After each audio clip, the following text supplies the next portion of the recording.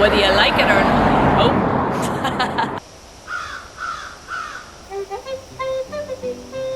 Come on into the ditch. I'm your resident ditch witch, Tara Tyne, and we're about to get witchy, whether you like it or not. One thing I've noticed since moving to Leitrim is that you cannot swing a cat without hitting a beautiful old abandoned gem just like this one. The one consolation we have is that at least we managed to get one for ourselves. And in this episode, I really wanted to focus a little bit more about the history of our house and its former owner. So obviously, it was time for a cup of tea with my neighbour Paddy.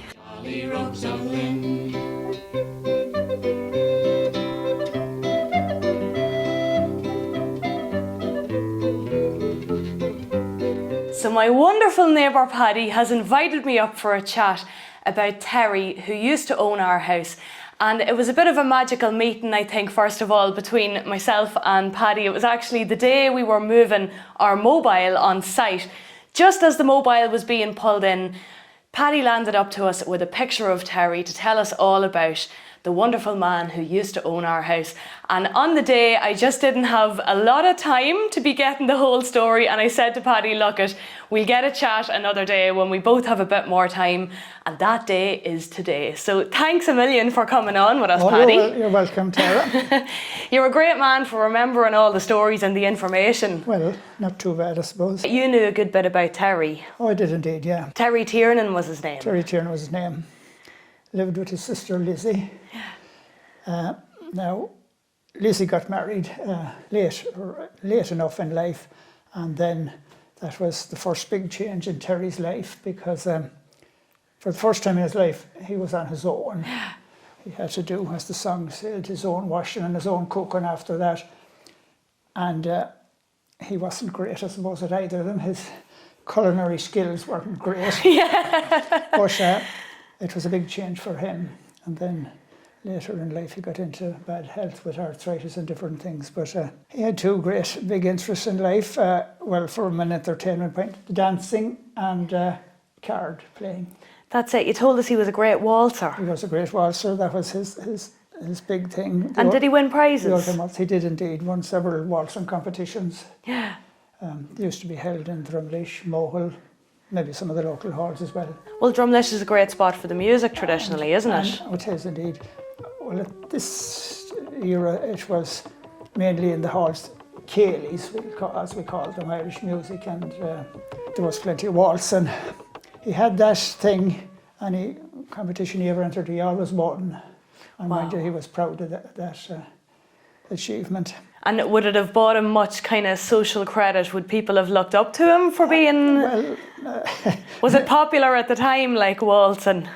Waltzing was the thing, yeah, but he had that knack. He was much better than most people. He was good at it, all right. Despite being a heavy smoker, says you. He was a fairly heavy smoker. Sweet Afton was his cigarette. Was his brand. Yeah. And he liked a card game too, you were saying. The card game used to be played in his house. Well, at that time, card playing was the thing.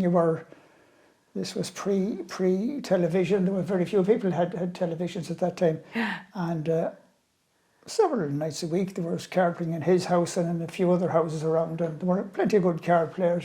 Yeah.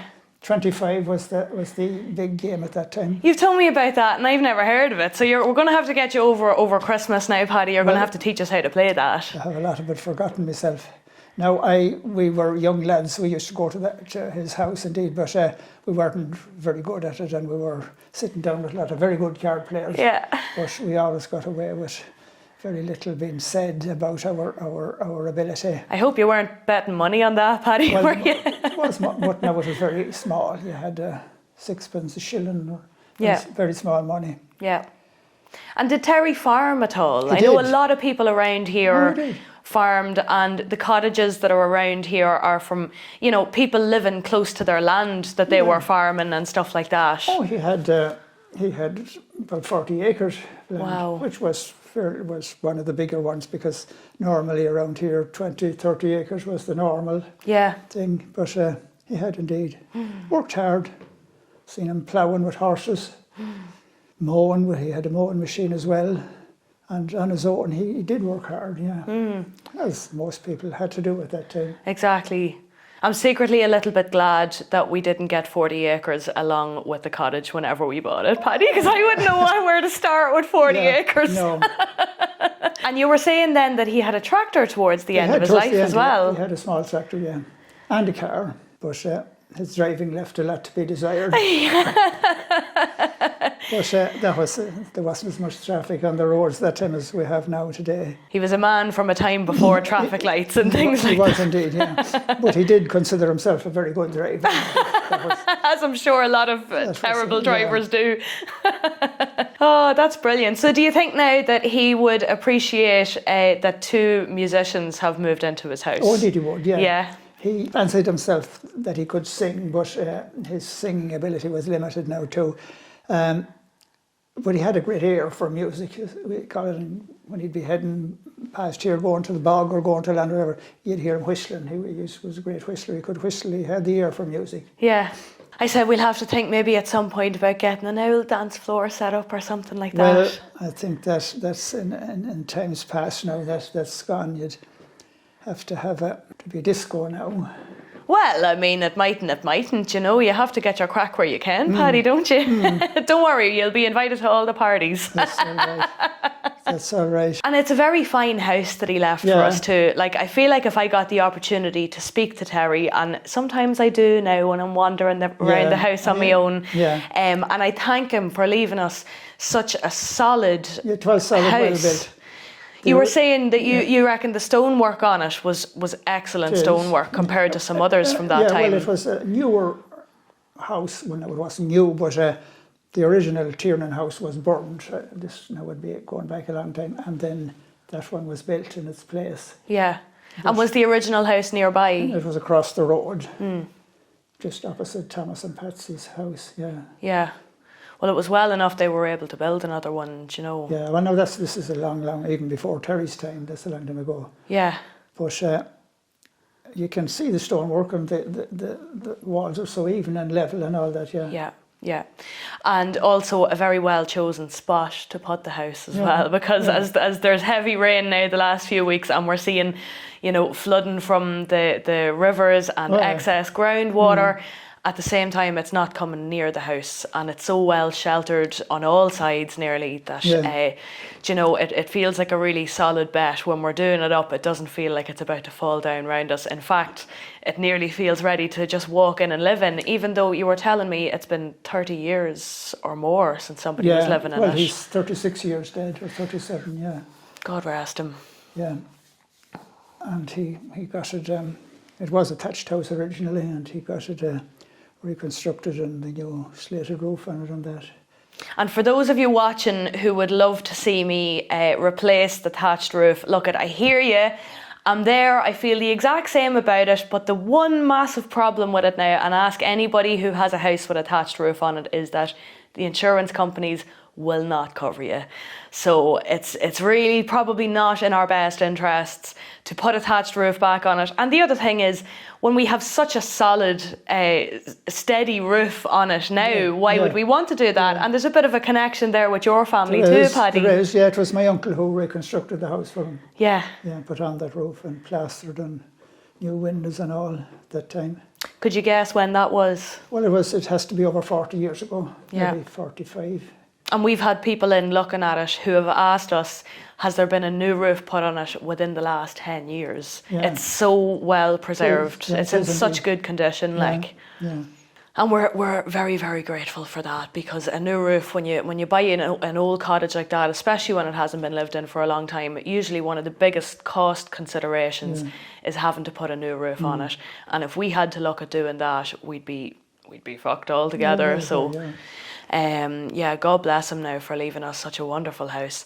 And you were saying that he used to live with his sister, and what happened there? Well, first change in his life was when his sister Lizzie got married. And for the first time ever, he was on his own.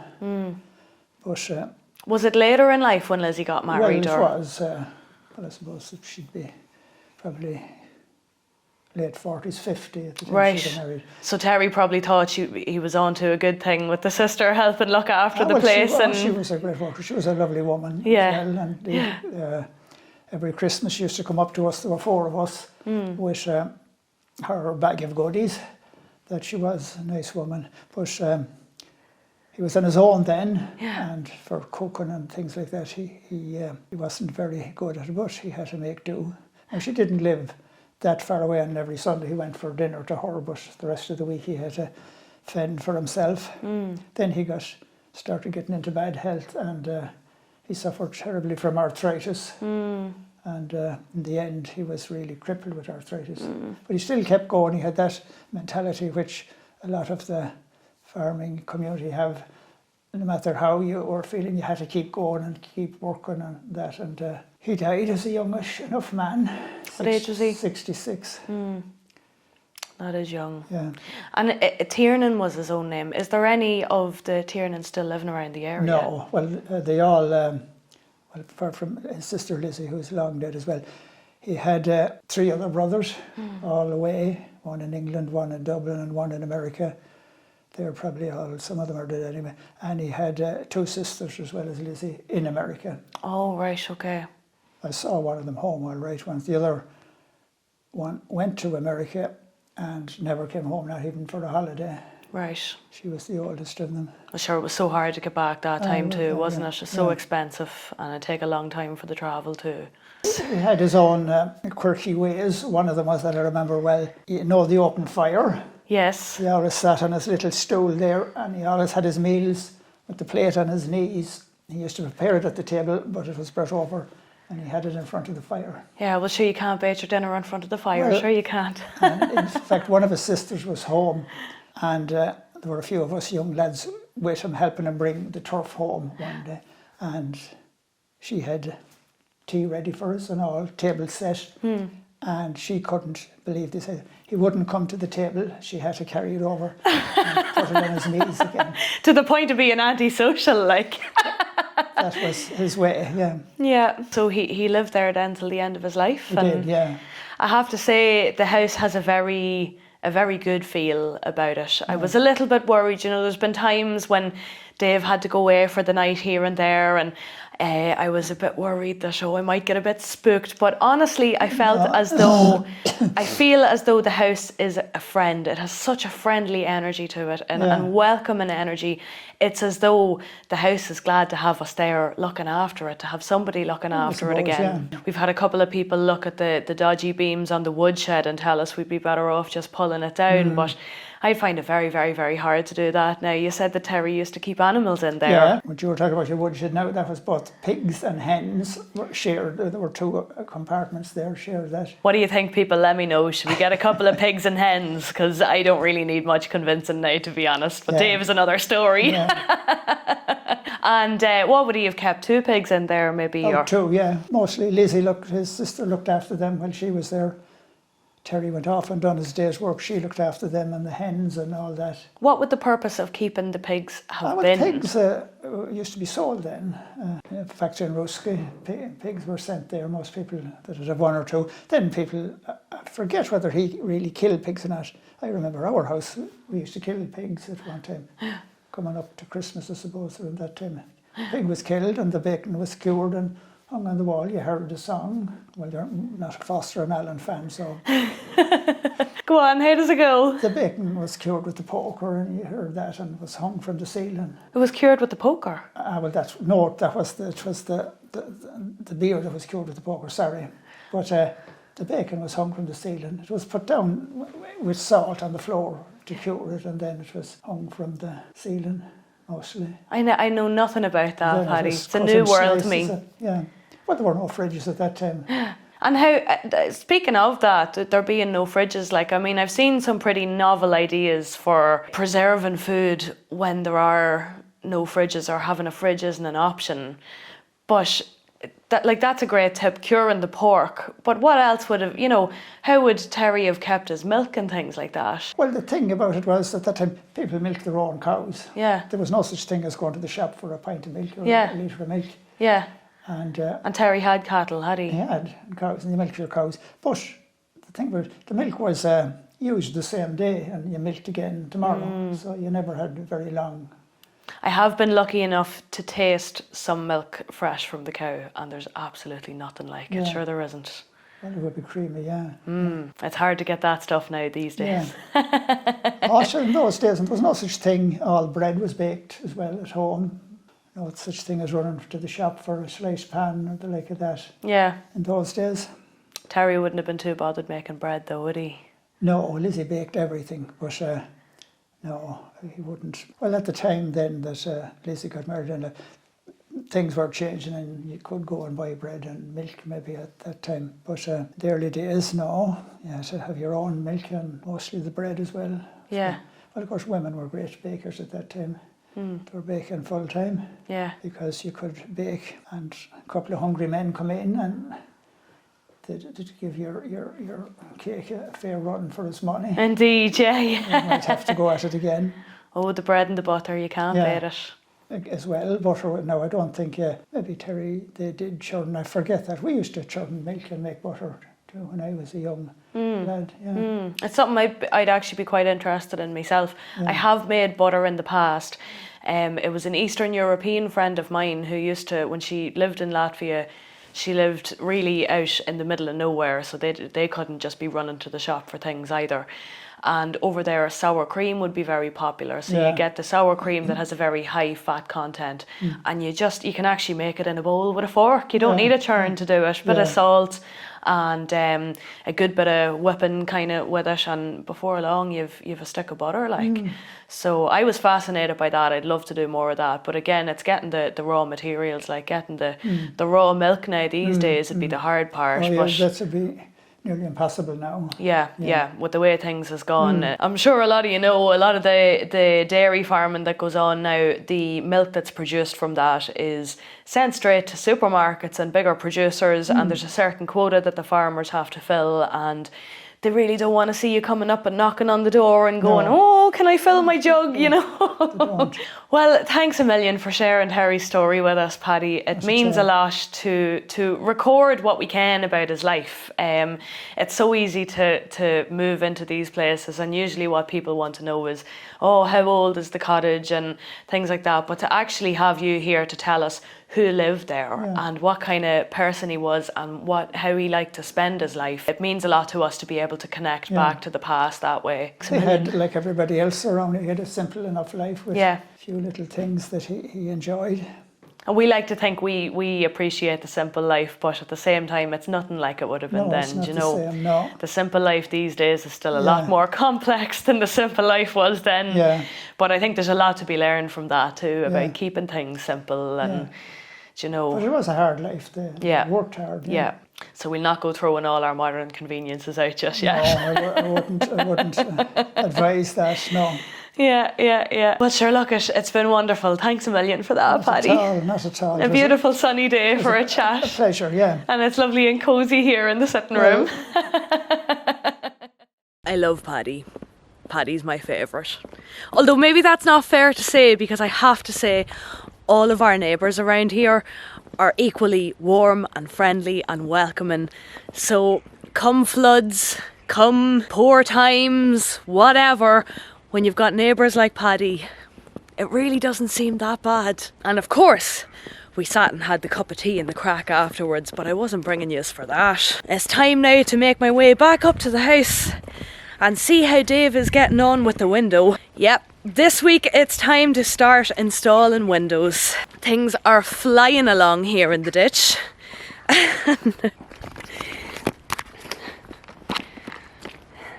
Max isn't quite used to the mud yet, nor is Tilly. But they're getting there, and they don't mind coming in and wiping their feet on my duvet when they come in. Sure you don't? Sure you don't, huh?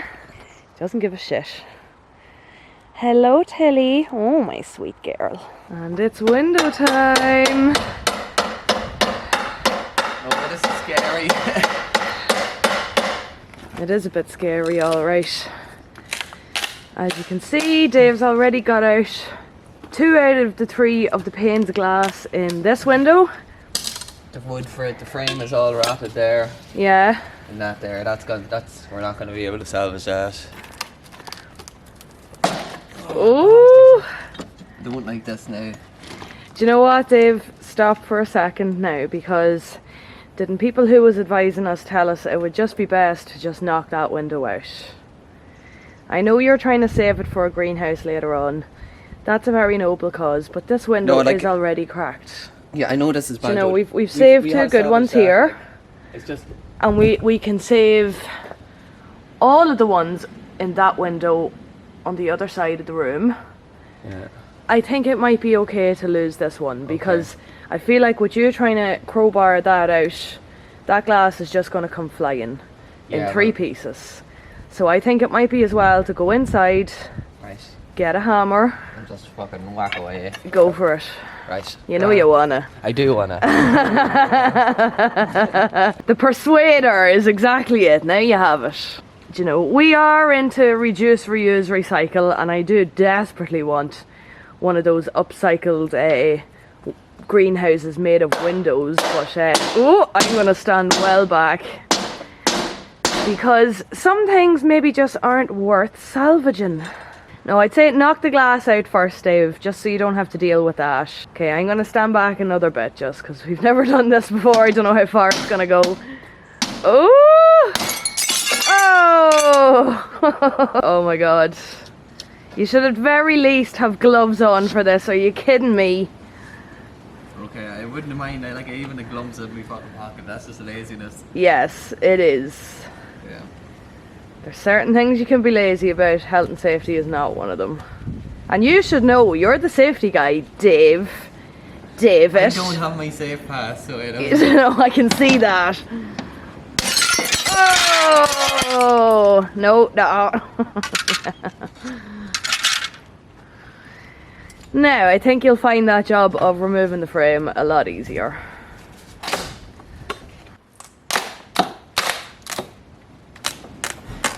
This is pretty momentous.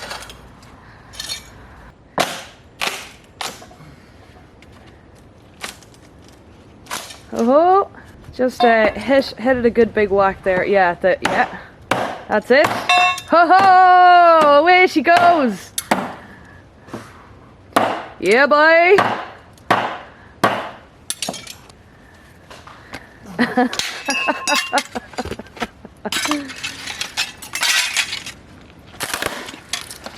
Look at that, brute force, boy. I think the woodworm in the frames probably made that job a bit easier for you. Totally. Okay, that's that. Like. Well, and you show that frame who's boss, Dave. Take no prisoners, boy. Oh, the frames wouldn't get a look in. I wouldn't say Glenn Hansard ever changed a window in his life now, to be honest with you.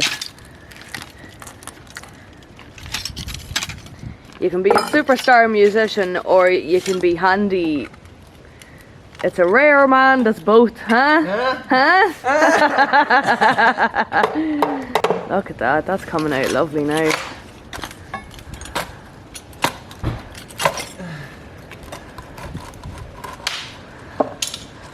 My big strong man! Let's just hope we can get the other one in. Yeah, well, that's a different story. But you've been given some good advice. Sounds like it's straightforward enough.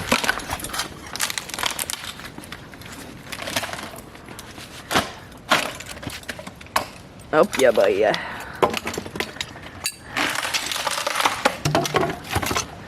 No messing. There you go.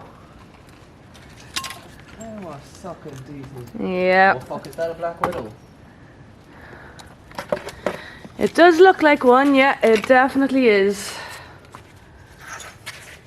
Okay, so We're not sleeping in the house anyway. I'm gonna go look for the black bucket now, Dave. Yes, I'm gonna yes, let okay. you deal with that.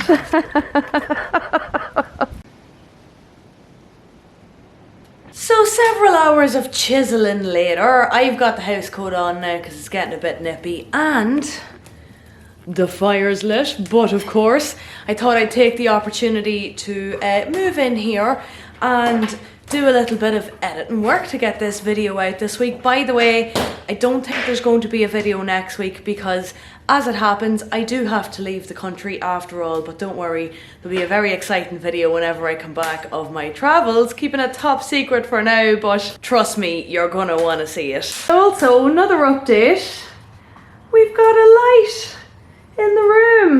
Look at it. It's positively cozy and we're still not even done with it. That was a beautiful copper light we had. Myself and Dave bought a pair of them a couple of years back when I genuinely believed that I was going to be doing up the kitchen in my last house, and I wanted to do it all kind of blue and white with copper accents because I just love that. But obviously, as soon as we were ready to start, I got the notice to move out. So that was the end of that, but we brought the lights with us. We got a great deal with them on Facebook Marketplace, and we're delighted for this one to now have at least a semi-permanent home. We don't know if we'll keep it in here forever, but I'll tell you, it's adding a great bit of ambience and throwing a great bit of light out here now in our new house. And Dave has been hard at work at the chiseling for the last few hours, just trying to make room to slip the window in. There's a lot of kind of bits sticking out there that was making it hard to fit the window in, so... Yeah, there's a big solid, like, I don't know if you can see it there, there's about that big of a gap of plaster to get through the whole way around. That needs removed. You've most of it done now, have you? Yeah, I'd say I have another hour to do. Right, It's so... slow going. While Dave's chiseling, I'll be here editing, and I don't know if we're actually going to get the window in tonight, but if we do, I'll come back and don't worry, you'll not be missing out on the exciting bits. Winter is officially here. The temperatures dropped below freezing last night for the first time. It's still at -1, but No. the first window Down. is almost installed. The cat was only adding to that picture, dude. He's only making it cuter. It's not his fault. So you need a hand now, Dave, to get this last bit in. And boom! Just like that. What's the story with you? We have a window. Yeah, buddy! Yay! That was pretty good work for 1 week, Dave. That's pretty good going, alright. Let's see what you can do in the next 2. Yeah. And just one last thing before we finish up. The time has come, I think, for me to start doing a bit of teaching. It's something I've been toying with for several years now, but could never quite pin down what exactly it was that I wanted to teach. Now, I've had some suggestions, maybe teach some of the witchy stuff, you know, maybe teach some creative writing, but I want to hear from you. Is there something that you would specifically like to see me teaching? Is there a specific kind of online workshop that you would like to attend? Stick it in the comments. I'll be reading every single one of them, and I will be compiling all the answers and looking for patterns in them to see if there's something that might actually be successful enough to get me going. But otherwise, don't forget to hit subscribe for more fun and witchy adventures. I upload most Thursdays, and you're not going to want to miss it. Slán agus beannacht, goodbye and good luck to you. 3 jolly rogues of Lynn, 3 jolly rogues of Lynn. There's a miller and a weaver and a little tailor, 3 jolly rogues